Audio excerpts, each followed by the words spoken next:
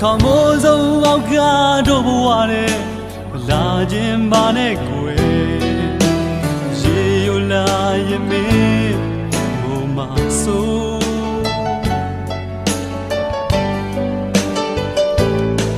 ရွှေအောင်တောက်ပါမေးရဲ့ဘဝမျိုးတဲ့